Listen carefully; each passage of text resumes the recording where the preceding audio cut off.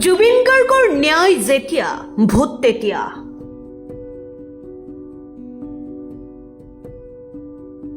পাহৰিছে নেকি অসমীয়াই অসমৰ ৰজা মনত পৰেনে ৰজাৰ কথাবোৰ একদম নতুন প্ৰজন্ম এতিয়া এবাৰ বহুত বেছি ভোট দিব একদম নতুন ল'ৰা ছোৱালী গতিকে আৰু আমাৰ ল'ৰা ছোৱালীবিলাক স্মাৰ্ট মই জানো খালি বিজেপিক ভোট নিদিব ন্যায় বিচাৰি হাবাথুৰি খোৱা ৰজাৰ ৰাণী কেনে আছে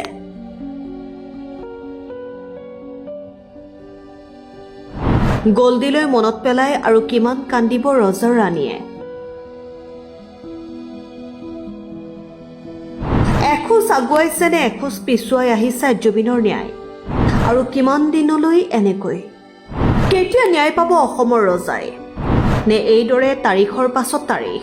ৰজাৰ ন্যায়ৰ বাবে অপেক্ষা কৰিছে ৰজাৰ ৰাণী গৰিমা গাৰ্গে ৰজাৰ আকস্মিক মৃত্যুত এতিয়াও ম্ৰিয়মান ৰাজ্যবাসী আজিও যেন সপোন লাগি আছে বহুতৰে বাবে জুবিন গাৰ্গৰ মৃত্যু হ'ব নোৱাৰে জুবিন গাৰ্গ সদায় অমৰ বাকী যি নহওক এই জেডজিটো দেখি ভাল লাগিছে আজিকালি 3G 4G 5G চলে অসমত জেডজি চলে প্ৰতিগৰাকী অসমীয়া প্ৰতিগৰাকী অনুৰাগীৰ হৃদয়ত সদায় থাকে হিয়াৰা বধুগৰাকী কিন্তু কেতিয়া পাব অসমৰ ৰজাই ন্যায় এদিন দুদিনকৈ বহুকেইটা মাহ পাৰ হ'ল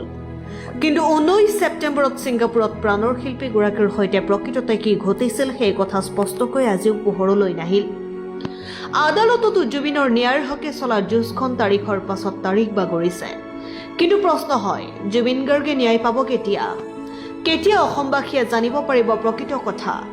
নে এদিন দুদিনকৈ পাহৰণিৰ গৰ্ভত সোমাই যাব জুবিনৰ ন্যায় সমাগত 26ৰ বিধানসভা নিৰ্বাচন 9 এপ্ৰিল তাৰিখত ৰাজ্যত ভোটদানৰ দিন ৰাজ্যৰ মুখ্যমন্ত্ৰী ডক্টৰ হিমন্ত বিশ্ব শৰ্মাই কৈছিল নিৰ্বাচনৰ আগত জুবিনক আমি ন্যায় দিব নোৱাৰিলে 26ত আমাক ভোট দিব নালাগে এতিয়া কি হ'ব ৰাজ্যৰ মুখ্যমন্ত্ৰী ডক্টৰ হিমন্ত বিশ্ব শৰ্মাই কৰা প্ৰতিশ্ৰুতি মাজত মাত্ৰ এটা দিন 9 এপ্ৰিল তাৰিখে ৰাজ্যত যেহেতু ভোটদান হ'ব ভোটদানৰ পূৰ্বে যদি জুবিন গাৰ্গক ন্যায় দিব নোৱাৰে মুখ্যমন্ত্ৰীয়ে কোৱাৰ দৰে এইবাৰ অসমৰ মানুহে বিজেপিক ভোটদান নকৰিব নেকি নে লাহে লাহে সকলোৱে জুবিনৰ ন্যায়ৰ কথা পাহৰি পেলাইছে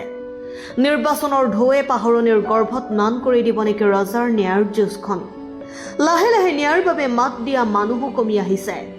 এতিয়া প্ৰতিগৰাকী অসমীয়া প্ৰতিগৰাকী জুবিন অনুৰাগী অপেক্ষাৰত কেতিয়া প্ৰাণৰ শিল্পীগৰাকীয়ে ন্যায় পাব ৰজাৰ ন্যায়ৰ বাবে আপুনিও লিখক জাষ্টিছ ফৰ জুবিন গাৰ্গ